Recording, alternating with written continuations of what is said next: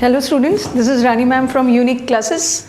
Okay, and welcome to all my dear students और अभी mains वाले स्टूडेंट्स, अब तो आपका एग्जाम्स पास आ गया है, मोस्ट प्रोबेबली आप जम के मेहनत कर रहे हैं.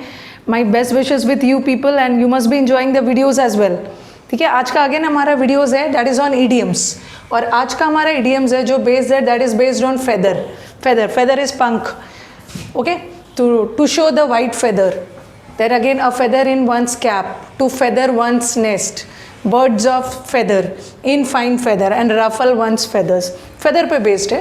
Okay, to show white feather, इसका मतलब क्या होता है? किसी के सामने वाइट, अब हिंदी करोगे लिटरल मीनिंग तो होता नहीं है मुहावरे का, वो इम्प्लीकेटेड मीनिंग होता है. टू शो वाइट फेदर, अब इसका मतलब ये नहीं समझ लेना वाइट कलर के पंख दिखाना. टू शो वाइट फेदर, हाँ, to show white feather, white feather का मतलब होता है दिखाना. इसका मतलब है बिहेव लाइक अ कॉवर्ड, डरपोक बनना. Okay, to show white feather, जैसे बोलते हैं ना भीगी बिल्ली बनना, कवर्ड की तरह, डरपोक की तरह बिहेव करना. दिस इज डरपोक. और इस डरपोक वर्ड से एक और चीज़ याद रखोगे, देखो इससे रिलेटेड हमारे एग्जाम में एक और एरर आता है. एरर क्या आता है? ऐसा लिख देंगे, ही इज अ कॉवर्ड मैन. ऐसा वाला एरर भी आता है, क्योंकि जब भी आप चीज़ों को पढ़ते हो ना तो what you people have to do, you have to link कैसे कैसे एरर्स आता है. कॉवर्ड का मतलब तो मैंने लिख दिया, कॉवर्ड इन हिंदी मीन्स डरपोक. ठीक है, ये डरपोक लोग हैं, he is a coward man, ऐसा एरर आ जाता है. बट ये गलत है, this is wrong in the sense कि कॉवर्ड जो है, ये जो कॉवर्ड है, कॉवर्ड का मतलब है डरपोक. This is a noun.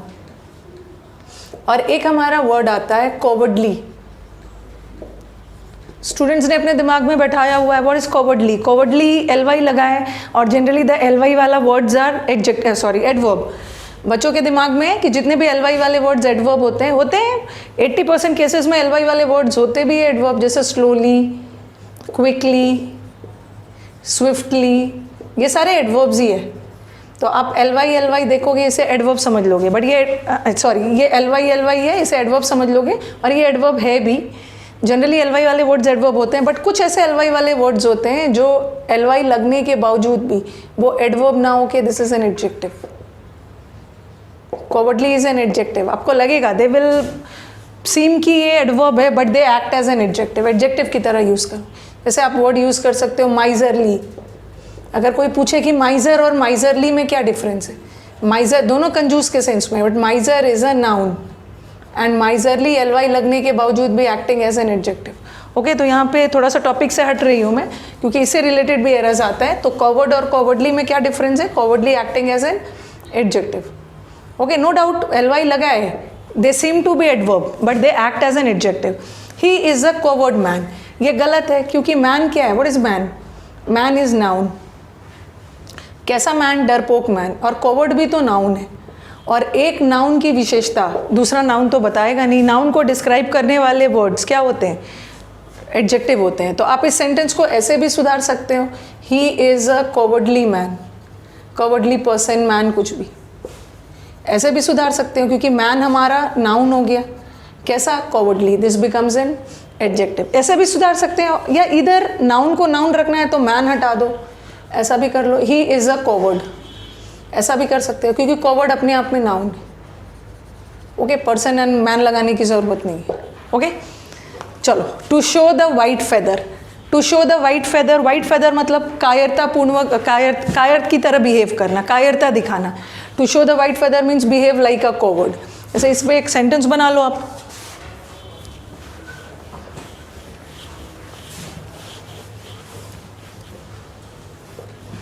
यहाँ पे आप लिख सकते हो, don't show white feather, don't show the white feather. White feather मत दिखाओ, डरपोक मत बनो. Don't show the white feather before the enemies. Fight till the end, अंत तक लड़ो. ठीक है, कायरतापूर्वक बिहेव मत करो. Fight till the end, end तक फाइट करो. Okay, don't show white feathers. Enemy के सामने आपको डरना नहीं है. A feather in one's cap, आपके कैप में, जनरली ब्रिटिश वगैरह में आपने देखा होगा, आप पहले वाले सेंचुरीज में जाओगे तो उनके कैप में एक एक फेदर, जैसे आप देखते हो ना हमारे यहाँ बैचेस लगा देते हैं, जब भी आपको कोई अचीवमेंट मिलता है तो वो अचीवमेंट को हम दिखाते हैं अपने बैचेस के थ्रू। तो ब्रिटिश में what they used to do, एक एक कैप में एक एक फेदर लग रहा है, मतलब एक एक अचीवमेंट लग रहा है, ठीक है। फेदर इन वंस कैप का मतलब क्या है, एन अचीवमेंट, एन उपलब्धि, एक उपलब्धि जिस पे आप प्राउड फील कर सकते हो, गर्व कर सकते हो। तो a feather in one's cap का मतलब होता है ना एन अचीवमेंट और success to be proud of. आपने कोई उपलब्धि, आपने कोई अचीवमेंट हासिल की है, ओके, कुछ अच्छा काम किया है, कुछ सक्सेस हासिल की है जिसके लिए आप प्राउड फील कर सकते हो, गर्व महसूस कर सकते हो। A feather in one's cap, जैसे मैं लिख सकती हूँ it was a feather, one's मतलब किसी का भी दे सकते हो, ही हिज कुछ भी, it is a feather, it is a feather in his cap to represent his country in the Olympics. अगर आप अपने कंट्री को, ठीक है, आप अपने कंट्री को ओलंपिक्स में रिप्रेजेंट कर रहे हो, इसका मतलब क्या है, ये बहुत बड़ी अचीवमेंट है जिसके लिए आप गर्व महसूस कर रहे हो। तो a feather in one's cap is an achievement to be proud of, okay. If you people qualify the exams तो that will be a feather in my cap, okay. मेरे लिए एक बहुत बड़ी सक्सेस होगी अगर आपका एग्जाम्स क्रैक हो जाता है, एग्जाम्स में सफल हो जाते हो आप। टू फेदर वंस नेस्ट, ये नेगेटिव सेंस में जाता है, ठीक है। ये तो नेगेटिव, ये जो एडियम है दैट गोज इन नेगेटिव, ये तो पॉजिटिव है और ये भी नेगेटिव।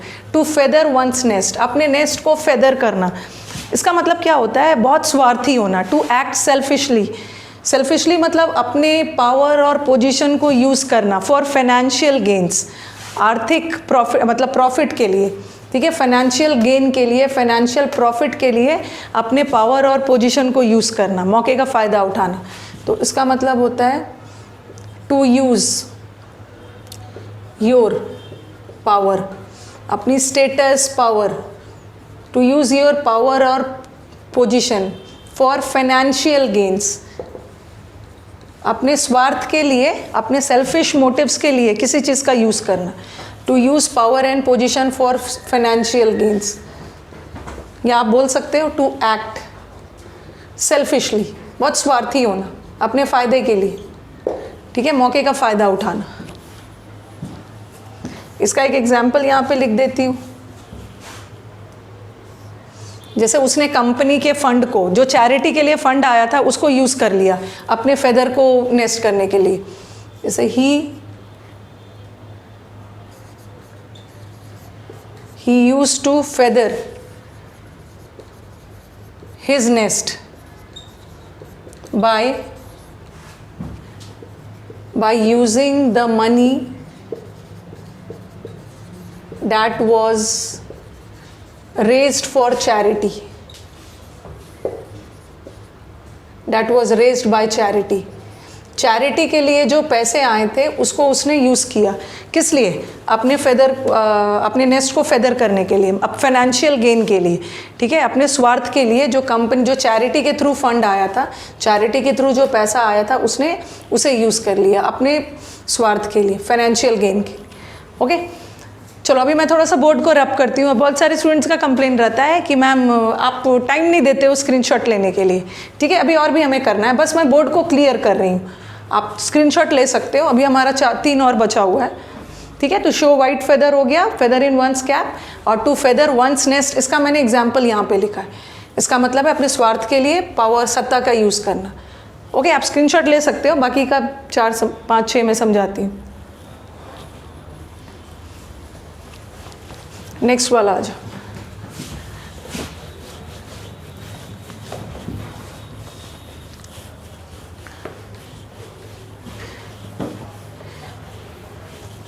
यहाँ मैं लिख रही हूँ birds of feather.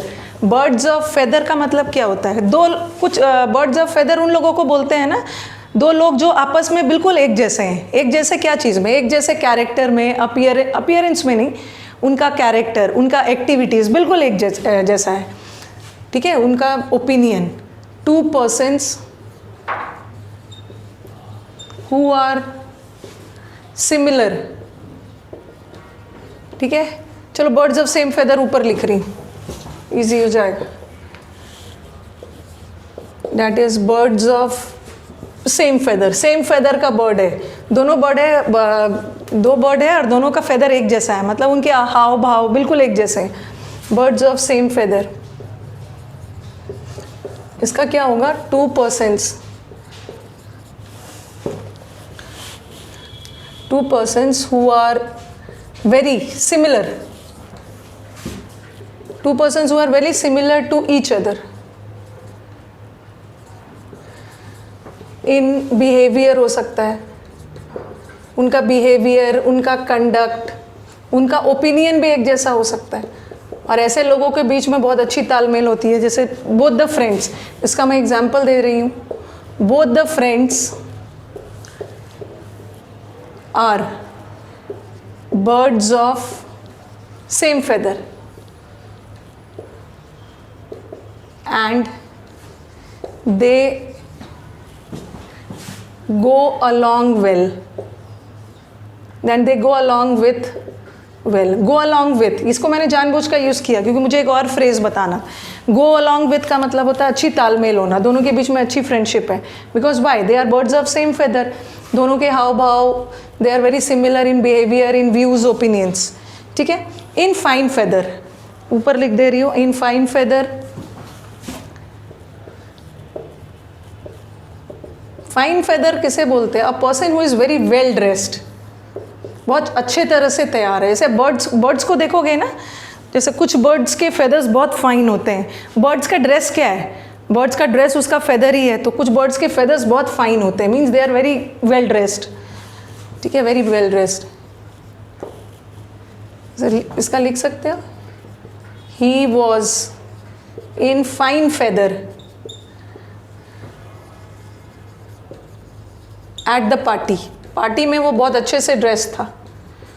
Feathers, fine feather, किसी बर्ड का फेदर फाइन होना मतलब वो बहुत अच्छे से ड्रेस्ड है। और लास्ट वाला हमारा है रफल वंस फेदर्स, एक है हमारा ruffle, ruffle one's feathers. Ruffles one's feathers का मतलब क्या है, किसी को अनॉय करना, किसी को इरिटेट करना, परेशान करना, अनॉय, किसी को इरिटेट करना, गुस्सा दिलाना, ओके। सब लिख सकते हो, मेरा कोई इरादा नहीं था आपका फेदर को रफल करने का, आपको इरिटेट करना था। I didn't mean to ruffle your feathers.